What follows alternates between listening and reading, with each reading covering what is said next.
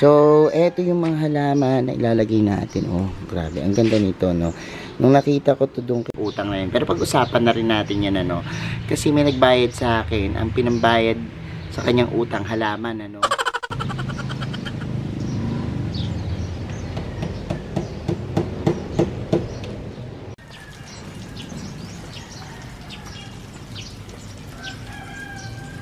Dito makikita niyo yan, oh. So, diba?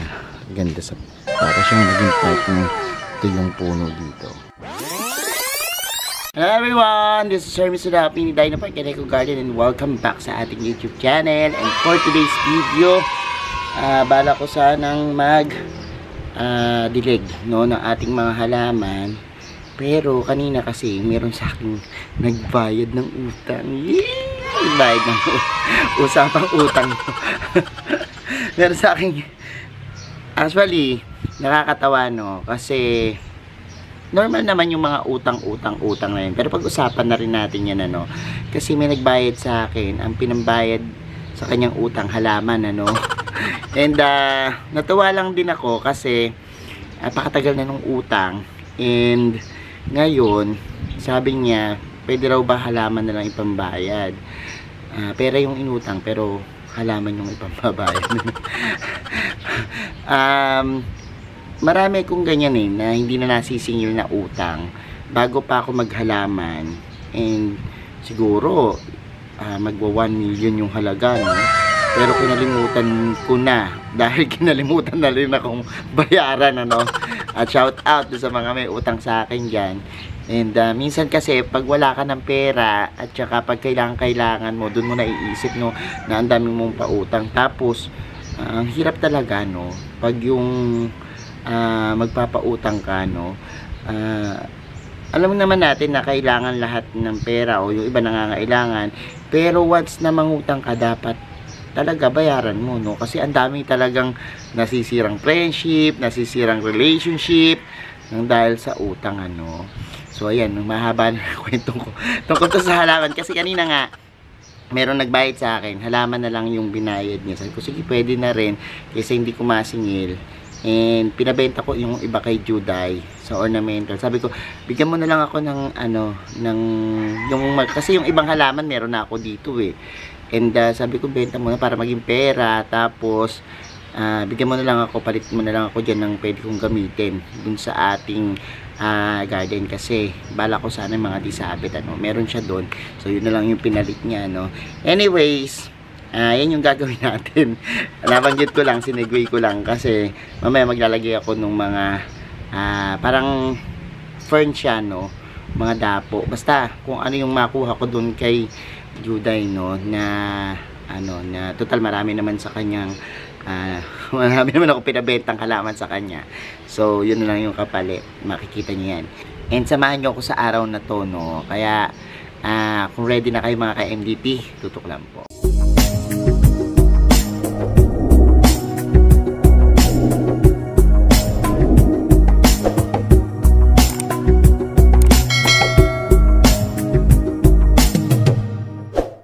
And we're back mga ka-MDP. Ayan, kukunin ko na yung mga halaman. Ito yung mga napili ko doon. At yun yung ilalagay natin doon sa ating pinaka front dito, no, yung ni-landscape natin. Lalagyan natin yung mga medyo matataas na part para magbalanse, no. And pakita ko sa inyo, no.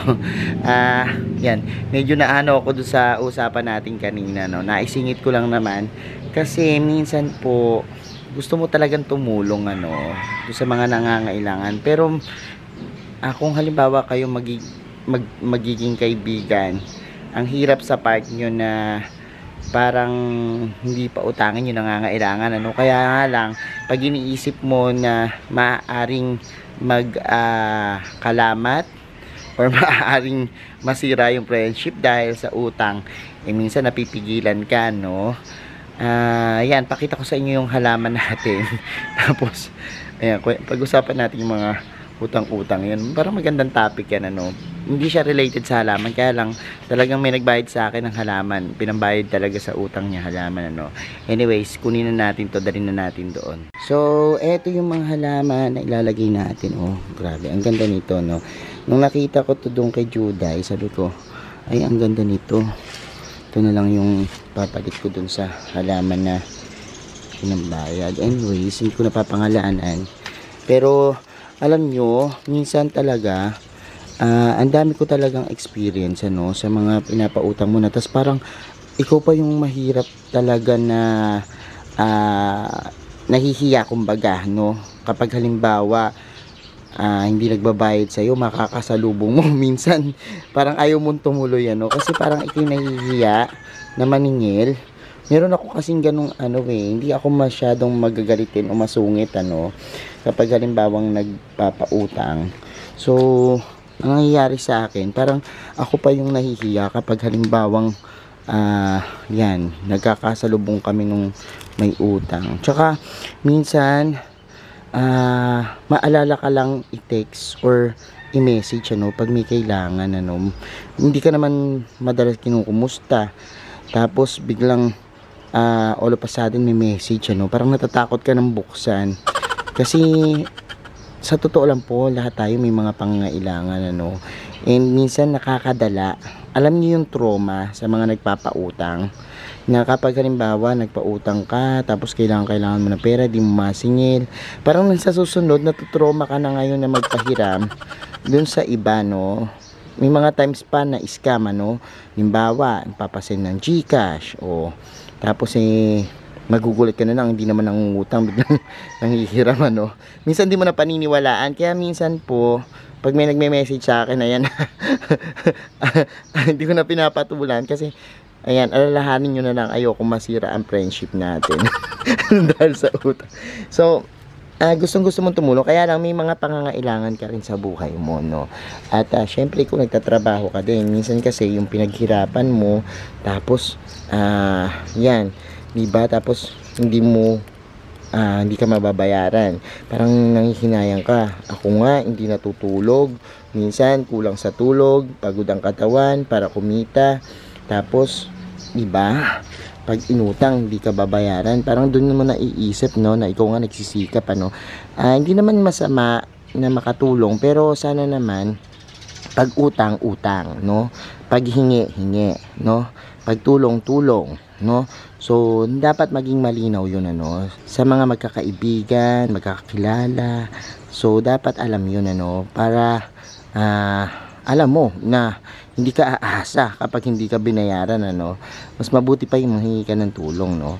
Kaya lang po, minsan kasi intindihin nyo naman, ano, minsan nakukonsensya ka na parang marami kang pangangailangan din sa buhay mo. Ikaw rin nagtsatsaga ka dahil meron kang mga binabayaran, meron ka ring mga gustong maipundar. Kaya minsan kahit na gusto mong tumulong, hindi ka makatulong, ano. Actually, ganyan po minsan, ano, yung iba porkit nagbablog ka, baka akala nila marami kang pera, ano. Hindi nila alam ang hina na ng vlog ngayon, lalo na sa plant industry, no. Dati talaga medyo malakas-lakas, pero ngayon na maliit yung views, kailangan talagang magsikap. Kung meron kang ibang pagkakakitaan, syempre papasukin mo, no. Anyways, dali na natin to, mahaba na yung usapan natin tungkol sa mga utang-utang na yan, ano. And kakabit ko na to doon sa ating garden, panoorin nyo po. So eto na, nandito na tayo, and yan, wala yung mga tao namin ngayon kasi usually pagdating ng Wednesday wala na silang pasok, ano. And ako na magdidilig nito kasi hindi yan madidiligan, pero medyo mamasama sa lupa kasi tinigma ko to kahapon, ano. So dito ko lalagay ito, no, sa mga parang drip wood dito, no. Yan, pag malansa yan, tingnan natin baka effective yung ginawa natin, ano.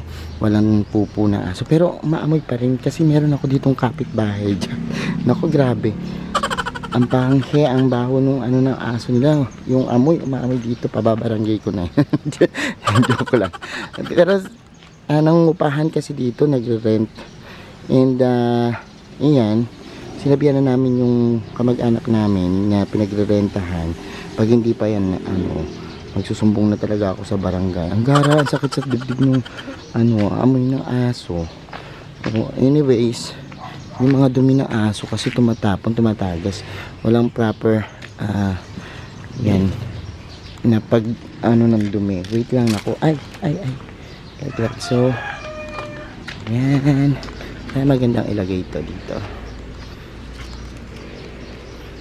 Dapat pala ipapako to, no, kasi ito di sabit eh. Wait muna, hanap pa tayo ng dito para maganda siyang ilagay.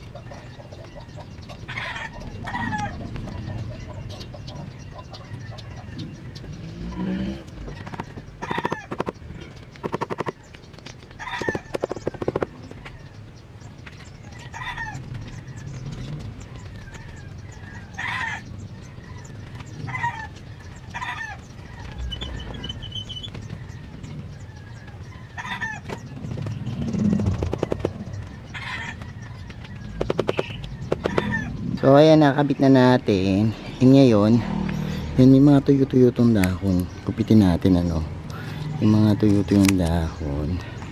Ayan, after natin tatay. Kasi para hindi nakakasira ng view.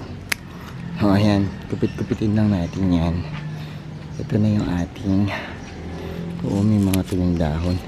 Minsan kasi kapag halimbawang nagbabago yung pinaglalagyan, tsaka sila yun, nakakaranas ng ganyan yung panunuyo ng dahon, so minsan wag niyong biglain yung mga halaman niyo paglilipat kagad sa mga may init, ito kasi gusto nito yung bright na area lang mga ganito. So ayun, dito natin, ayun yung dalawa, ayun yung dahon pa pala dito sa likod kung napansin. Ayun, tanggalin natin yan, and ayan. So, ganyan lang pagtitrim ng mga tuyong dahon yan. Dito, yan na itsura. And ngayon naman dito. Ito yung dahon ba to? Ito. Yan.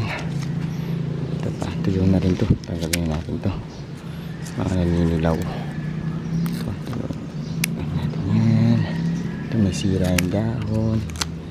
Yan, nakakasira ng view yan Anyways, sana kumapal to dito, para maparami natin, tapos maglipat-lipat tayo. Yan, ito nyo, look, diba, ito nga may mga anak-anak na, may anak na, ito may anak na, sana lumaki to dito. Magdidilig ako mamaya kasi feeling ko kahit na medyo makulimlim, hindi naman babagsak ang ulan yan. Parang paaasahin lang tayo yan, parang mga utang lang yan, aasahin lang tayong bayaran pero hindi man tayo babayaran. So ayan, and ayan na. So ito dahon pa yan, yung pagbungad natin dito makikita nyo yan look, diba ganda siya, para siyang maging part ng yung puno dito, and ayan, magdilig muna tayo, kahit makulimlim yung panahon, magdidilig ako.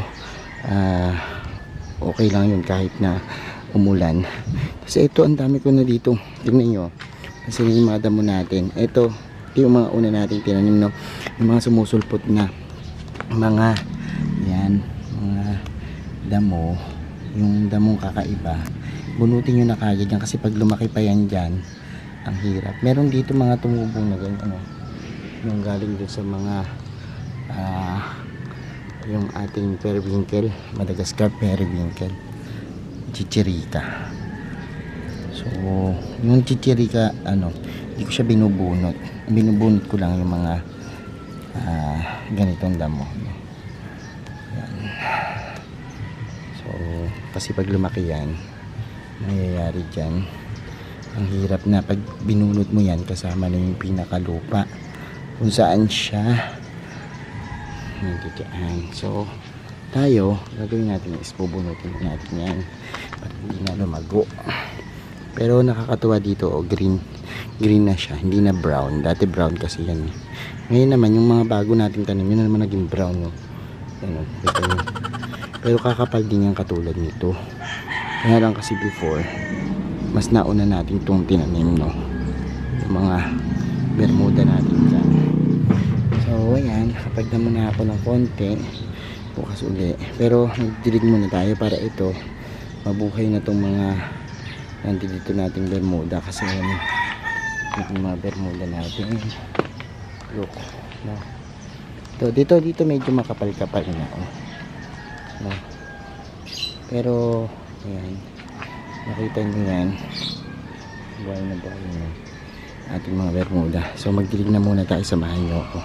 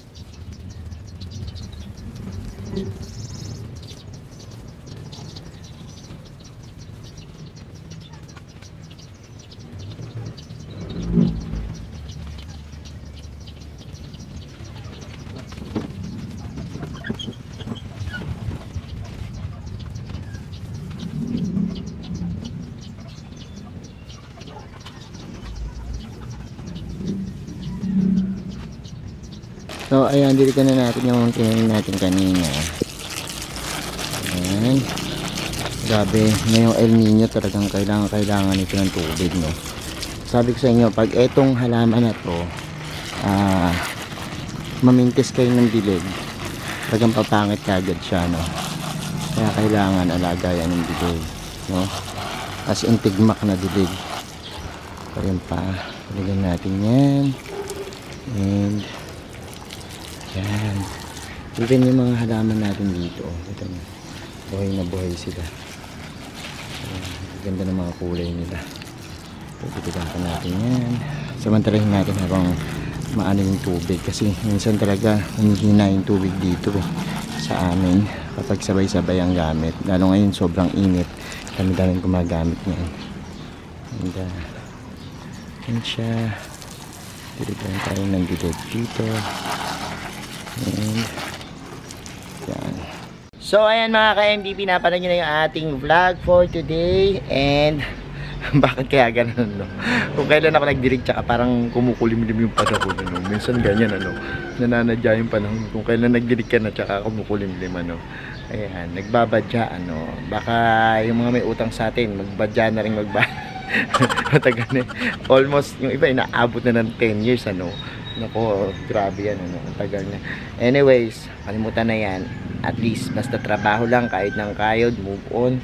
And ayan po, yun lang naman. And salamat na maraming sa mga nagla-like, nag-share at nagko-comment sa ating mga videos. Sa mga hindi pa po nag-subscribe sa ating YouTube channel, kung bet nyo po yung ganitong usapan, plants and gardening, mag-subscribe na po kayo. Huwag nyo kalimutan i-hit yung notification bell para lagi updated sa aming latest uploads, pati po sa iba't iba nating social media accounts, sa ating TikTok, Instagram, Facebook page, search lang po Hermes Unaho or Mini Dino Park and Eco Garden, makikita nyo na yan. Salamat ng maraming mga ka-MVP, and this is Hermes Unaho, nagsasabi sa inyo ng happy planting. Bye-bye!